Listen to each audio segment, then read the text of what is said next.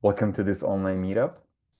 My name is Max, and I do education and community content for Okta Workflows.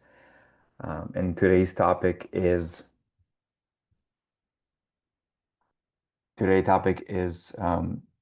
how to set up an event hook with filtering, right, in Okta Workflows. And I see one question, if this event will be recorded. So yes, it will be recorded, and we'll publish this on YouTube tomorrow. And that's actually my next section here. So yes, this event is recorded, and then the replay will publish it on YouTube sometime tomorrow. If you have questions, please post them in the chat. There also should be a Q&A section, but whichever section you prefer, that's fine. And before we start, there is another online meetup that's coming up in about 2 weeks, and has a kind of a general name. It's the Okta Workflows Community Online Meetup. So we hosted an in-person meetup about 2 weeks ago in San Francisco.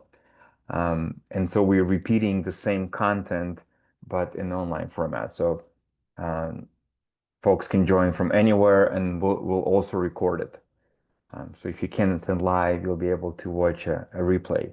Now, I'm going to put a link into the chat, but I will also send a message tomorrow with all the links to the recording and also to this upcoming webinar. But just in case you want the link now, this is the upcoming one on June 12th, if you want to. Oh, wait, let me send it to everyone. Here we go. Okay. That's the link. But again, you'll receive a message tomorrow, and I will include that link as well. All right. I think that's it for the intro. So let's see how to set up an event hook. I can close this. All right. So to start, just a quick kind of an introduction to events. So at a high level, Okta Workflows is an event-driven platform. What it means is that if an event happens on Okta, uh, could also be another system, you can trigger a flow using that event, right? And then so let's see how you would build this in workflow. So I'm going to create a new flow. So I'm in this folder here, and I'm going to click and create a new flow. Let's give this a name. Call this standard event one. And let's say this is a very common event that people use, is that when a user is added to a group, you want to trigger a flow, right? So again, a very common example is that you want to notify someone um, when a user is added to a group. So right here it says when this happens, add an event. And so that's what we're going to do, add an event. And this particular event is coming from Okta, but you can see you can also trigger a flow using other connectors and the events that they support. I'm going to use Okta, and then I'm going to search for the event. Now, okay. So user added to group, right? So again, I want to trigger a flow when a user is added to a group. So I click that, and then I get this user added to group event card. And then this is all the information the event makes available to me. And we're not going to build the flow, but we'll just use a compose card just so we can see um, the username and the group. So this is the admin. This is the person who added the user. So we don't need anything to do. So you can collapse it like this. But this is the user who was added. So I'm going to use the display name. Just drag it like this, and I'm going to collapse it. And then this is the group, right? So uh, let's get the display name, right? So very straightforward. Um, we're using the using the connector and one of the built-in cards, event cards, to trigger a flow. So when a user is added to a group, we're gonna trigger this flow. Okay, so let's turn this flow on, and let's test this now. I am going to go to my dashboard, Let me just refresh.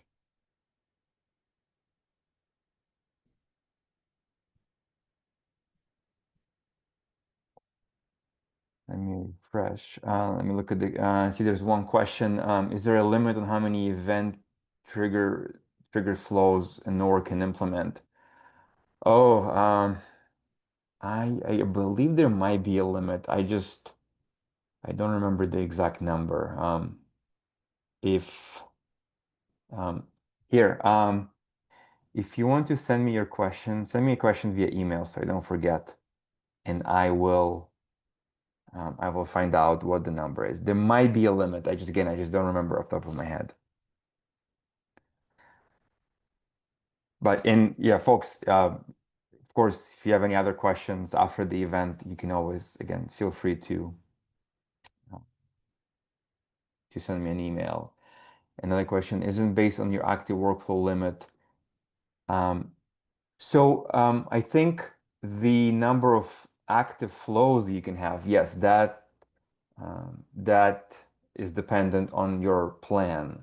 So number of active flows, um, but you could have, I guess, flows that are turned off, and so those don't count against the limit.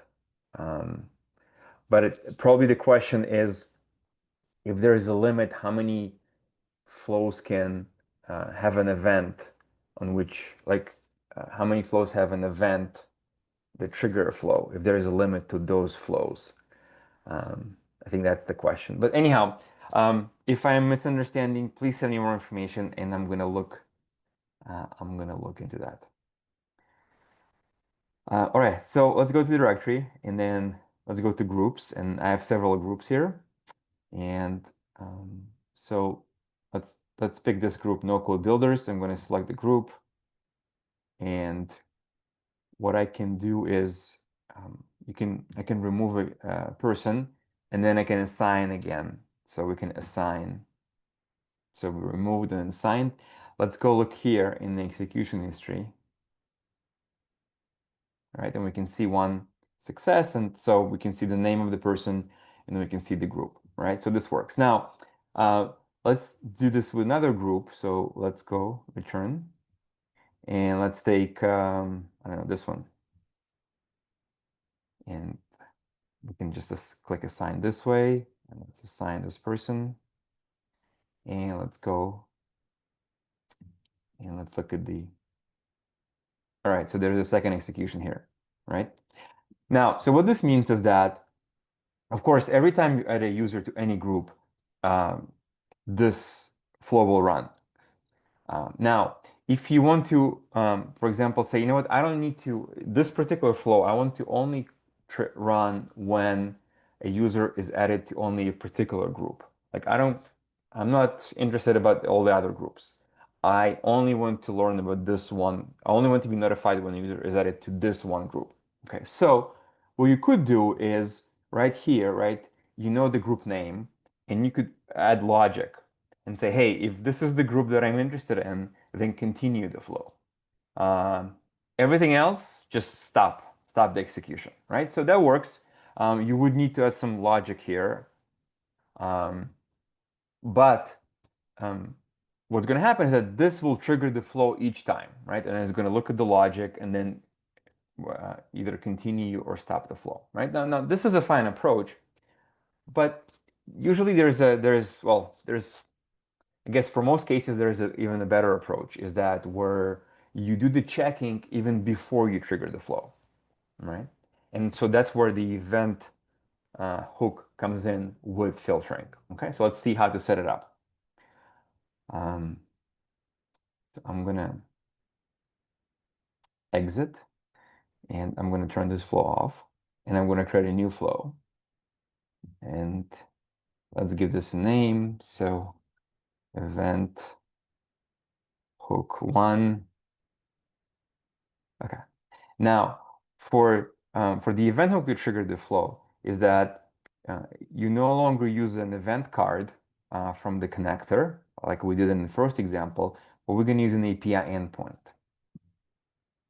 Right? And then I'm going to use this option with client. I'm going to close. I'm going to save. And then when I open the settings again, I see the URL. So I'm going to copy the URL and I'm going to go back to my console and then I'm going to scroll and under workflow and there is a section event hooks.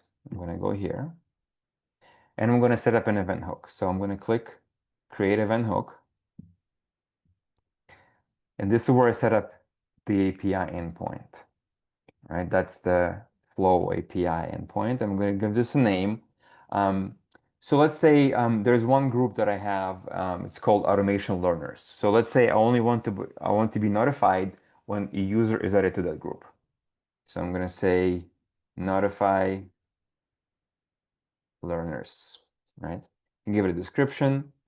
You can customize a request with some additional security. But now you then must select an event, right? So you can search for the event. So user added, and then user added to group. Okay, and then you can I've also select enter multiple events, but we're going to use just one, right? Now, this is the same event that you saw the first example. The difference is this is just a more manual process, but also gives you a little bit more flexibility. Okay, so what we're saying is that, hey, when this event happens, right, uh, trigger this API endpoint, which will in turn trigger a flow. Now, in the first example, something similar happens, but you just don't set it up. It's just, it's a more straightforward way to set it up in the first example than using this example. Okay. Now I'm gonna click create hook and continue. Now there's the option apply filter. I'm gonna come back to this in just a second. I'm gonna skip this step, and I created an event. Now what's really cool is that you can actually test it. So you select an event, and then it actually looks in the system log and it loads an event that just I used just several minutes ago. This is the one. And it loads the JSON. And what it does is that it allows me to send a request as a test. Let me go back and see. I need to turn the flow on first. All right. And what I can do is maybe we can add some, let's see, well, that's fine. We can add another card in just a sec, but let's see how this works. So deliver request. Again, this was very useful for testing. I'm going to click deliver request and then request sent. Let's go back. And we can see that the request was sent and then it triggered this flow, right? And then all this information is here. Um, Now, of course, this information is sort of kind of raw request or response information or request information, and then you can see all this information. So if I wanted to look at the event, so I'm going to use target, and then this is the user right here, and this is the group name, right? So that's the last group that I used from the previous example. So what I can do is, let's say I just want to display this information. So um, let's add let's use a get card. Let's get the body. And then it's going to be data events 0 target. I mean, this is fine like this. If you want to test this, what I usually would do is I would go to history. I would, let's see, copy this to clipboard and I can test this. Let's see if this works. Oh, so I need to change this to an object. Let's give this another try. All right. And so this is fine for us. I mean, we just want to see what the user information is in the event. So, okay, so this works. Okay, now let's test this now. We tested it from here, but let's actually test um, adding a user. And again, this is without the filtering yet. So um, there is another section a step that asks you to verify that you actually own the API endpoint, but we're not going to do it, so we can do it later. Okay, so Now, the way this set up is that it's going to work exactly the same way as the first example because there's no filtering. And so I'm just going to trigger the flow every time I add a user to any group. But let's see. So groups, and let's see. So awesome folks here. Let's let's remove Jessica and then assign Jessica. And let's see here.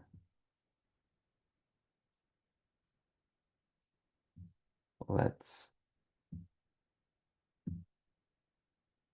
all right.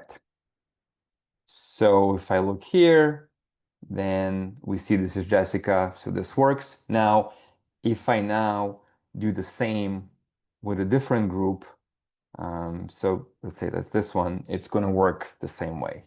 So let's assign people, Kate. All right, and if I look,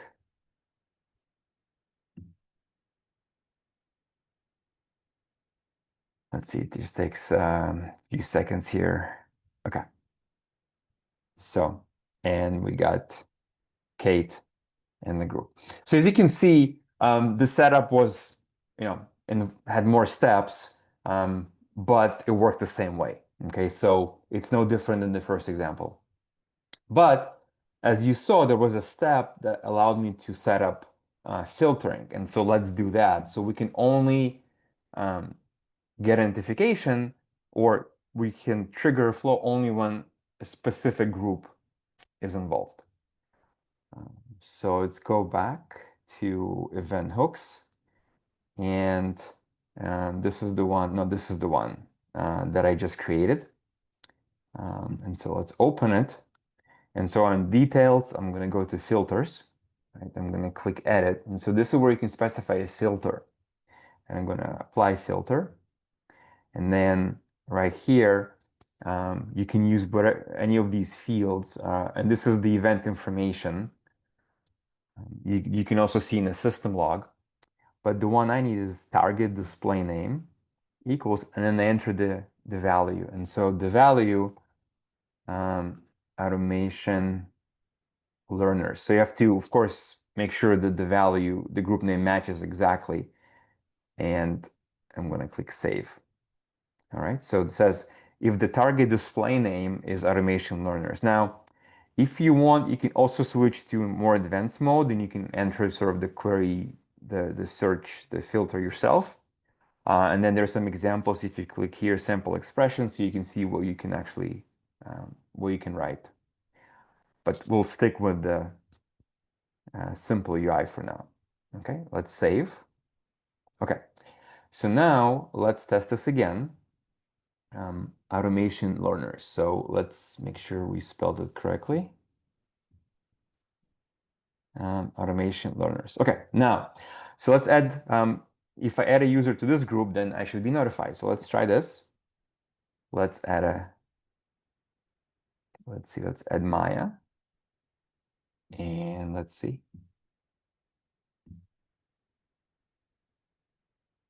All right. And if I scroll, if I open, we got Maya, and so this worked. We can do one more. Let's add Mary. And okay. And let's see. This is Mary. Okay, so this works. Now I now go and let's add a user to a different group. Now, what should happen is that this flow should not be run, right? Because of the filtering. So let's do this no code builders and let's add a person. Let's add Mary to this group now. And this flow should not trigger, right?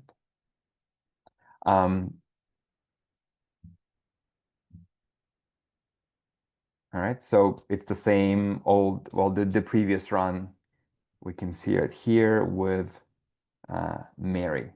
All right. So we can, I know sometimes it takes a few seconds, but we can see that this flaw is not running. Right? And let's do one more test. Okay, so So as you can see, the filtering helps you make this sort of less chatty, and kind of figure out, hey, do you want to run this flow even before you trigger the flow, right? So let me go back to, that's what I wanted to show you is how to set up a event hook. Um, well, how to set up a event hook, that was the first step, and then also add filtering to the event hook. Now, one thing is, I believe open it, the event hook filtering is not a GA capability, so you do need to enable it in settings. So just keep that in mind, all right? And if at some point you need to turn off this event hook, then you can just deactivate it. You don't have to delete it. You can just deactivate it. All right. But that's kind of what I wanted to show you. Now, this um, is based on this blog post, and I can also put this into chat for you so you have it. And I'll send it as a link as well. But this blog post goes into kind of a helping you understand events in workflows, and it starts with the most basic or way to set up an event, and that's right here. I can make this a little bit bigger maybe. So this is use the built-in connector, and that's what I showed you as the first example. Then it goes into showing how to set up an event hook, and that's the second example, and also with filtering. Now, you can also set up a third-party event hook, right? Uh, so if you have an external system, then you can just enter the URL, and when an event happens in an external system, it will trigger a flow. So it's very similar to an event hook. And in fact, I think an event hook is the same thing as a webhook. It's just a different naming. But the event hook is kind of an Okta naming within Okta. But again, if there is another system, an event happens there and it has a webhook support, then you can trigger a flow um, that way as well. And so that's the third way. And now finally, so this is if none of these options work, like one, two, and three, then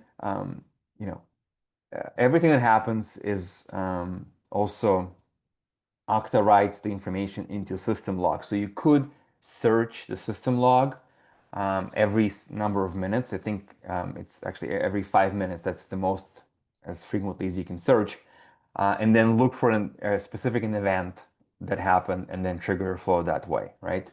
So if none of these options work, you know, you could search the system log and trigger a flow that way. Um, but yeah, that's all I wanted to show today. Let me see. I think there's a one question.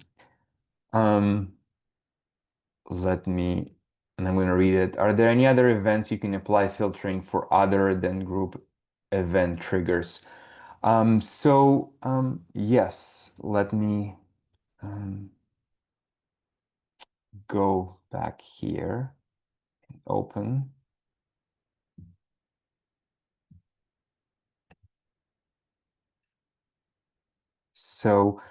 It doesn't need to be just the event. You can use any of these properties and then run some kind of a comparison, right? And this is what's available um, on these attributes. So it doesn't need to be just a group event. You can use any of these. And so all these fields are coming. You can see them in the event log for the event. You can also, when I was doing the first or the second example, if you select an event, you can see all this information here. So there's like event, all these fields, you can see them here as well. So that's you can again use this information to determine if you want to use any of those fields. So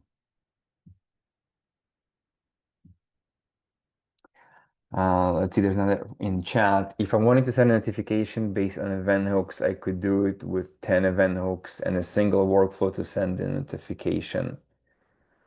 Um, yeah, you could have several event hooks that all trigger the same flow. Yeah, uh, you could do that. So um, yeah, yeah. Let me know if you have any other questions. My email's in the chat, so if you have any questions, um, please, you can email me later. I also, if you have questions, well, you could also. Um, I didn't include a link in that slide, but you can also post on the Workflows forum. We have a community forum where you can again post your questions as well. Yeah, and we also host office hours. I host office hours every Thursday. That I'll include the link in the message for you as well to the office hours. But yeah, a lot of places for you to ask questions if you have questions um, after this event.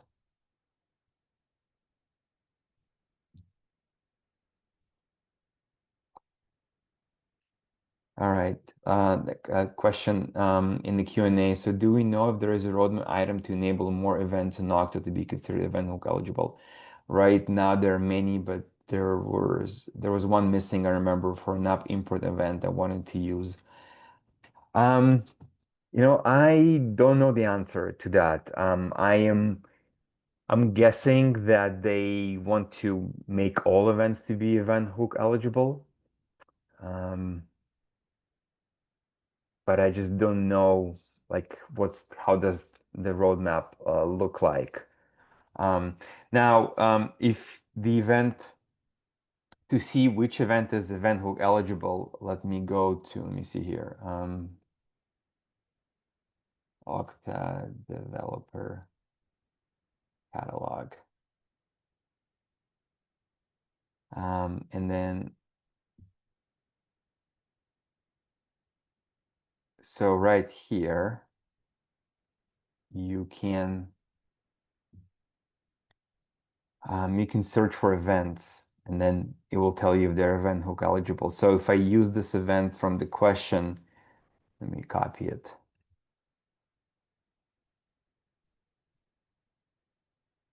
Uh, is it event? Maybe import. Well, let's do import.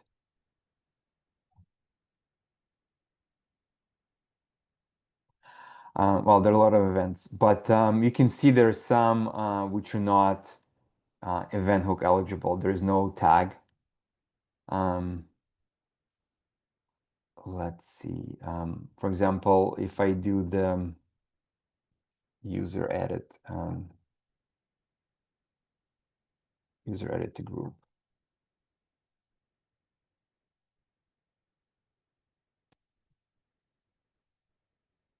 Um,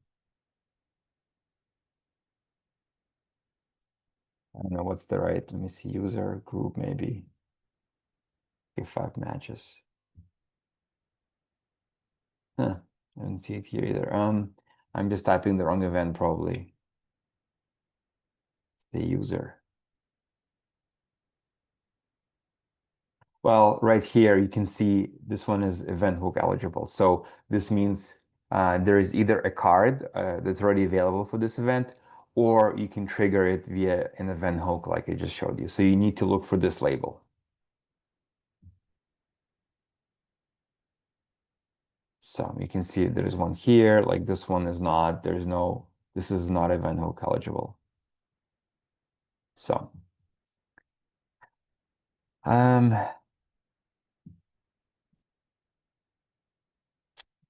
All right. Um, yeah, I'll include this page as well. So I'll include the blog post. I'll include the forum. I will include here. I can actually put this in chat, so folks can save it now or go or check it out. All right.